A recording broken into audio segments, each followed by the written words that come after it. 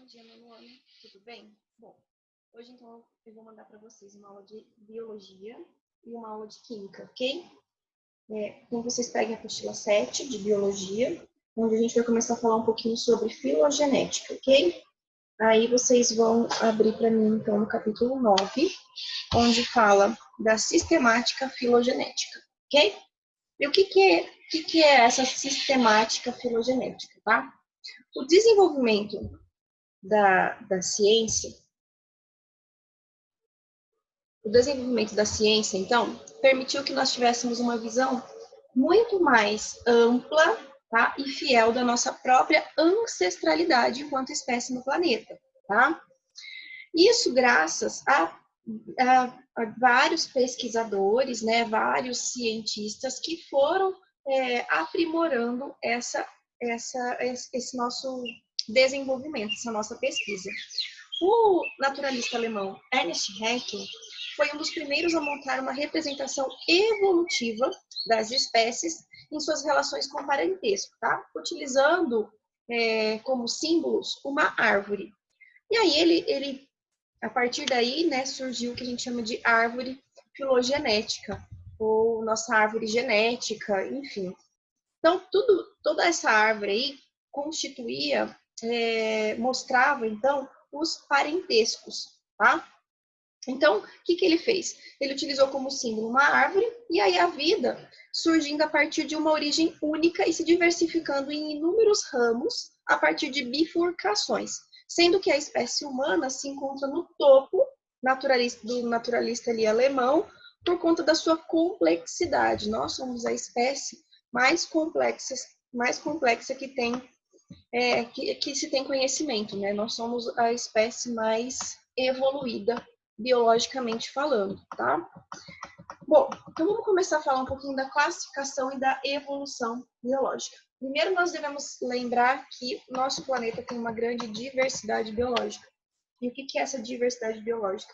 Uma grande diversidade de seres vivos, seja ele de qualquer reino pertencente, tá? Então, os seres humanos observam os outros seres vivos e possivelmente desde os seus primórdios de sua existência, tá? Os povos mais antigos eram caçadores, eram coletores e utilizavam o conhecimento sobre os seres vivos de sua região para obter sucesso na busca de alimentos. Óbvio, né? Eles precisavam se alimentar. E como eles já tinham uma capacidade de raciocínio maior, eles começaram a utilizar os outros seres vivos, as outras espécies, a benefício próprio, tá?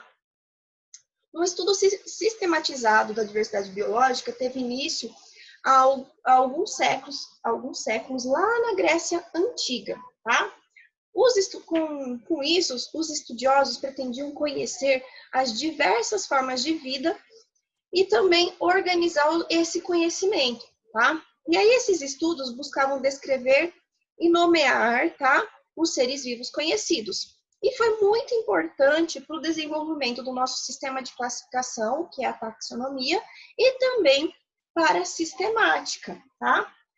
Apesar da taxonomia contribuir para o desenvolvimento da sistemática, tá? Então, nós vamos estudar detalhes dessa sistemática, porque a taxonomia a gente já viu lá atrás, o sistema de classificação de Linneu, que é aquele sistema binominal, tudo isso a gente já deu uma olhadinha. Agora, nessa parte, nós vamos estudar a sistemática propriamente dita. E o que a sistemática busca? O que ela tem? Qual que é o interesse dela? Então, ela busca descrever a diversidade das espécies com base no seu ancestral comum, busca compreender a organização da diversidade biológica, compreender os processos que geram a diversidade das formas de vida e apresentar um sistema geral de referência sobre essa diversidade biológica, tá? Para quê? Para que a gente consiga construir a nossa história evolutiva de todos os seres, seja eles vivos ou seja eles já extintos, tá? Por quê? Porque os extintos também contam a história do nosso planeta, né? É importante a gente salientar isso, que os animais extintos também contam a história do nosso planeta. Como nós podemos dizer, então, que os primeiros trabalhos importantes para a sistemática são dos filósofos da Grécia Antiga, tá? especialmente de Aristóteles. Então, Aristóteles foi o primeiro ali a escrever algo sobre sistemática filogenética. Para ele, os seres vivos eram criaturas perfeitas em um universo ideal, tá? Que se tornavam imperfeitas quando transpostas para o universo real. E essas espécies não se modificavam ao longo do tempo, ou seja, ela era fixa. Então, para Aristóteles, essas espécies eram imutáveis, tá?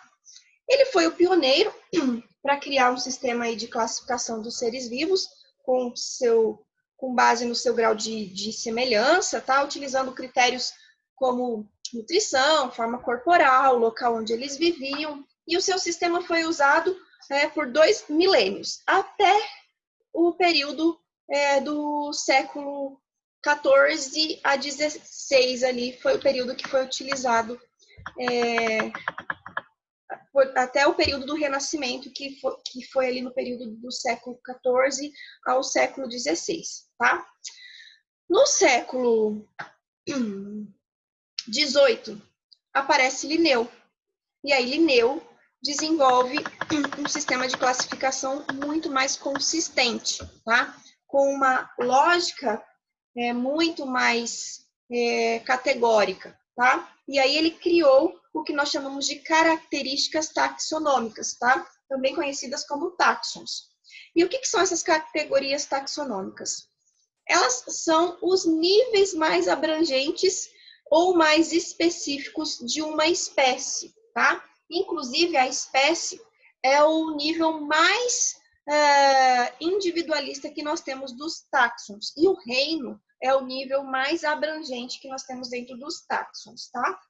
E aí, essas características são agrupadas em reino, filo, família, classe, ordem, gênero e espécie, tá? Então, isso aí foram os táxons que foram criados por Linneu.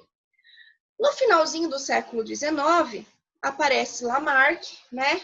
Com todos os seus questionamentos que a gente já sabe que nós estudamos aqui recentemente, né? E aí ele também defendeu algumas modificações das espécies ao longo do tempo, tá? E aí ocorreu mudanças no sistema de classificação que era derivado ali de Linneu, e depois com o desenvolvimento ainda surge Darwin, que vai mudar muita coisa ainda, porque daí ele realmente propôs que os nossos genes que coordenam as mudanças, que nós somos seres altamente mutativos, né? Nossas espécies são evoluídas ao longo do tempo. Nós estudamos recentemente ali que Darwin dizia que o mais apto é que sobrevivia ao meio. Bom, atualmente o sistema de classificação se baseia nos princípios evolutivos, ou seja, de que o surgimento de novas espécies ocorre por mecanismos de descendências com modificação, tá? Então, atualmente a gente tem tudo isso aplicado aos conhecimentos propostos por Darwin, por Lamarck, por Linneu, e claro, o que deu para aproveitar ainda dos conhecimentos de Aristóteles também está aí no meio desse novo sistema de classificação. Com isso, o que a gente tem? Temos que quaisquer duas espécies, em algum momento de sua evolução, tiveram pelo menos um ancestral comum, tá? Se nós explorarmos esse raciocínio para toda a diversidade biológica, chegaremos então ao primeiro ancestral, que originou todas as formas de vida já existentes no planeta, tá? Então, assim, nós podemos assumir que as espécies com relação de parentesco mais próximas são mais semelhantes entre si, se a gente comparar as suas características, tá? Nós sabemos que nós temos um ancestral primata. E se a gente comparar as nossas características com os primatas, realmente nós somos muito mais semelhantes aos primatas do que, por exemplo, um jacaré, né? No século XX, dentre outras escolas de sistemáticas, tá? Nós estudamos, então, a sistemática filogenética ou cladística, tá? E ela surgiu a partir do trabalho de Hennig, tá? Que desenvolveu, então, as bases para um método capaz de utilizar os caracteres de maior importância para a reconstrução da escola evolutiva dos táxons, tá? E aí, esse método é considerado objetivo e replicável e é capaz de ser repetido ao longo das gerações, tá bom? Bom, então, chegamos no método filogenético propriamente dito, né? Vamos estudar, então, um pouquinho da filogenética aí, que é um conteúdo bastante importante. O ano que vem vocês voltam a ver essa parte da filogenia, e é um conteúdo que costuma cair em vestibulares, tá? Então, levem a sério quando eu falo para vocês que é um conteúdo importante, que realmente ele é importante, tá? Bom, esse método filogenético é o quê? Bom, a gente sabe que tem uma história da ancestralidade comum entre as espécies conhecidas, seja extinta ou vivente. E a gente chama isso de filogenia. Pode ser representada por diagramas ramificados que lembram árvores, tá? E para construir esses diagramas, o sistema pode ser, essas sistemáticas, os sistemas, podem usar o método filogenético, que consiste em quê? Consiste em analisar os diferentes tipos de evidência, como anatomia, comportamento, os registros fósseis, dados moleculares, dados genéticos, entre outros. Para quê? Para resgatar toda a história evolutiva das espécies, tá? E assim conseguir montar o seu diagrama filogenético, tá? Então, o método filogenético, ele se baseia em caracteres especiais herdados de um único grupo ancestral exclusivo, tá? E ele pode, claro, ter variações ou modificações nele, tá? Bom, sabendo disso, nós temos que analisar alguns tipos de caráter, tá? O que vem a ser isso? Abram para mim a apostila de vocês na página 178. Lá na página 178, traz para vocês lá, tipo de caráter. O que é isso? No método filogenético, a gente compara estruturas que nós chamamos de homólogas entre indivíduos diferentes. O que são essas estruturas homólogas? São estruturas que têm formatos parecidos, tá? Mesma posição relativa a outra estrutura do corpo e de mesma origem embrionária, ou seja, formam-se a partir de conjuntos celulares que ocupam posição similar entre os estágios embrionários iniciais. A apostila traz para vocês um exemplo bem legal, ó. Por exemplo, o bico de uma arara e o bico de um beija-flor são estruturas homólogas, pois eles apresentam formatos diferentes e ocupam a mesma posição da cabeça e têm a mesma origem embrionária. Sendo possível, então, a gente vê que o ancestral comum entre as duas espécies também tinha o quê? Bico, né? Então, elas evoluíram, claro, os bicos são diferentes por causa dos hábitos alimentares, né? O bico do beija-flor, ele é projetado para pegar o néctar das flores. O bico da arara é projetado para descascar frutas, né? Isso são as estruturas homólogas. Então, essas estruturas homólogas, elas têm a mesma origem embrionária e estão no mesmo lugar em espécies distintas, tá? Alguns caracteres parecem ser homólogos por causa da similaridade, forma e de função, mas essas estruturas desempenham a mesma função em seres diferentes, tá? E aí, quando isso acontece, a gente fala que são estruturas análogas. O que são estruturas análogas, então?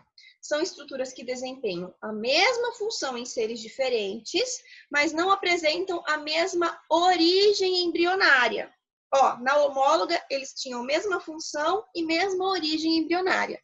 A análoga tem a mesma função e origem embrionária diferente. Por exemplo, as asas de um morcego e as asas de uma ave são similares e são essencialmente adaptadas ao voo. Só que, numa análise mais profunda, a morfologia dessas asas revelam diferenças em sua origem embrionária e também na sua estrutura, tá? Por isso, são estruturas análogas. Isso indica que o ancestral comum entre os dois indivíduos, o mais próximo entre os dois, entre as aves e o mamífero, não tinha asas, tá? Bom, de forma geral, aí, o que a gente tem? Que o compartilhamento de determinadas estruturas homólogas são usadas para classificar os grupos, tá?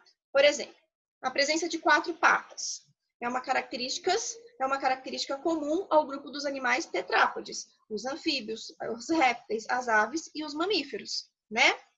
A análise detalhada dessa estrutura tem demonstrado que elas são homólogas, ou seja, têm a mesma função e a mesma origem embrionária, indicando que todos os tetrápodes extintos e viventes descendem de um mesmo ancestral comum e exclusivo, tá? Então, dentro do grupo dos tetrápodes, a gente tem a presença de pelos e glândulas mamárias, por exemplo, que são características que são compartilhadas apenas com os mamíferos, tá? Mas esses mamíferos, em algum momento, teve o mesmo ancestral que todos os tetrápodes. Isso mostra evolução, tá? Isso mostra evolução. E aí vocês têm um cladograma muito legal aí, mostrando a evolução dos seres vivos, na página 179. Nessa página 179, é bem legal vocês observarem aí que esse cladograma, ele mostra a evolução das espécies, tá? Então, ele mostra aqui, ó, o desenvolvimento da notocorda, tá? E aí, a partir da notocorda, a gente tem todos os seres com a presença, pelo menos na sua fase embrionária, com notocorda, tá? Aí, aqui a gente tem os protocordados, surge o crânio. A partir daqui, todos esses animais, ó, eles têm crânio, tá? Então, a partir daqui, todos eles são craneados. Aí aparece aqui a mandíbula e a coluna vertebral. Então, as lampreias ainda não têm mandíbula e nem coluna vertebral, mas a partir daqui, ó, dos peixes cartilaginosos, todos têm mandíbula e coluna vertebral. Aparecem os pulmões, aí a gente tem a presença dos pulmões em alguns peixes ósseos. Aparecem os 4 membros, que já surgem, então, os anfíbios. Depois o ovo com casca, que vai mostrando a evolução, e esse animal consegue sair da água, né? Aí aparecem os pelos e as glândulas, então já está presente somente aqui nos mamíferos, ó. Ela é um caractere exclusivo dos mamíferos. E a gente tem os répteis e as aves, né?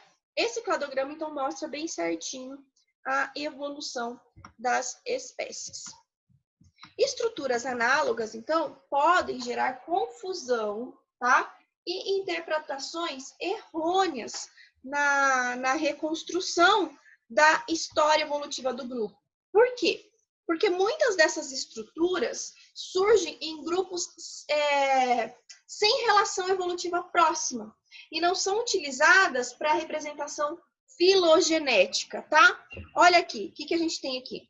Os olhos dos vertebrados e os olhos dos moluscos. Por exemplo, apesar de serem estruturas bastante semelhantes, eles têm origens evolutivas diferentes, tá? Então, o olho do vertebrado é esse, e aqui a gente tem um olho de um cefalópode. Então, mesmo que eles são bem semelhantes, a origem embrionária dele é diferente, tá? É diferente a origem embrionária. Então, a gente tem que estar muito atento, então, às características que são consideradas análogas e às características que são consideradas homólogas, tá? Analogamente, uma característica pode ser perdida ao longo da evolução, tá? Por quê? Porque esse grupo pode evoluir, essa característica pode deixar de ser importante, tá? Então, dessa forma, não pode ser utilizada como critério de classificação filogenética. A ausência de patas em cobras adultas, por exemplo, ela não poderia ser utilizada para classificar os tetrápodes, tá? Por quê? Porque a origem embrionária das cobras é utilizada na sua classificação enquanto tetrápode. Ela tem até os órgãos vestigiais, a gente consegue observar nas cobras a presença de patinhas vestigiais. Isso demonstra que em algum momento ela teve esses membros, tá? E o que a árvore filogenética é, então? Elas são representações de hipóteses da história evolutiva e das relações de parentescos entre os grupos, tá? Na sistemática filogenética, as árvores filogenéticas são chamadas de cladogramas, tá? Na sua apostila, na página 180, você tem um cladograma aí que mostra a evolução dos vegetais. Um cladograma bastante interessante aí, tá? Bastante interessante mesmo.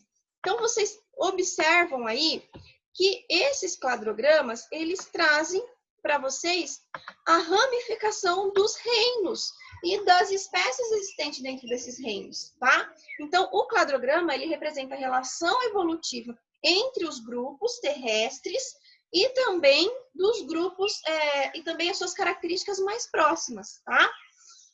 A direção do tempo nem sempre é representada num cladograma, tá? Mas está sempre implícita. E a ordem da ramificação corresponde ao momento em que as linhagens foram isoladas em relação aos demais, tá? Os cladrogramas, eles podem ser elaborados de diversas formas, dependendo muito do estilo do autor, do tamanho do ramo, da unidade de tempo, enfim. Então, os cladogramas podem ter várias diversificações aí. Na sistemática filogenética, então, a gente busca classificar muito os grupos que contêm um ancestral e todas as suas espécies descendentes, tá? Viventes ou extintas. E estes são os grupos monofiléticos, ou seja, tem um único ancestral referente à sua linhagem. Um exemplo de grupo monofilético são os aminiotas, no qual todos apresentam âmnion. O que é o âmnion? É a estrutura que fica dentro do ovo que protege o embrião, tá? Bom, agora vou dar um pause aqui para vocês. Vocês vão fazer para mim os módulos 18 e 19, se eu não me engano, da apostila de vocês. Deixa eu ver aqui. Isso, vocês vão fazer para mim os módulos 18 e 19. Então, vocês vão fazer para mim a página 184. Vão fazer a página 185 da apostila de vocês. Vocês vão postar para mim essas duas páginas no Quemágico, tá? E terminando de assistir essa aula de biologia, vocês vão assistir a aula de química, que hoje a gente introduz o conteúdo das bases. A gente já viu os ácidos, agora a gente vai ver as bases, ok? Eu não vou continuar falando da diversificação da vida, porque esse é um capítulo muito grande, ok? Então, eu preciso que vocês façam com atenção esses exercícios. Qualquer dúvida pode ir me chamando no WhatsApp, tá bom? Façam com bastante atenção que esse é um capítulo bem grande, bem complexo, mas que você já tem uma base bem grande, porque a gente já estudou toda a parte evolutiva lá atrás, tá ok? Então, até a nossa próxima aula.